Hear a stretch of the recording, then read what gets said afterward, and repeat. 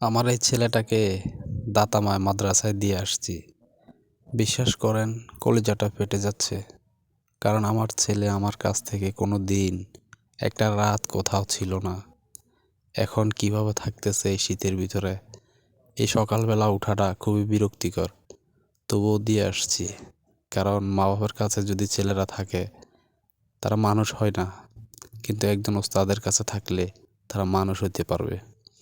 কারণ ওস্তাদের কাছে থাকলে তারা বহু কিছু শিখতে পারবে, যেটা মা বাবা শিক্ষা দিতে পারবে না। কিন্তু কি করব, কিছুই করার নাই।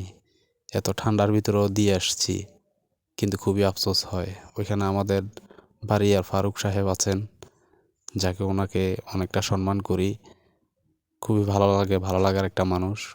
পাশাপাশি মহিনুদ্দিন ভাই এখানে আছেন, যার উসিলায় আমি ওইখানে দিয়ে আসছি, যার মাধ্যমে। কারণ ওনার সাথে আমার ভালো একটা সম্পর্ক, পাশাপাশি ফারুক ভাইয়ের সাথে আমার ভালো একটা সম্পর্ক। এই যে আমার একটা ভরসা আছে যে আমার ছেলেটা এখানে ভালোভাবে থাকতে পারবে, তারা স্নেহ করবে, মায়া করবে আমার ছেলেটাকে।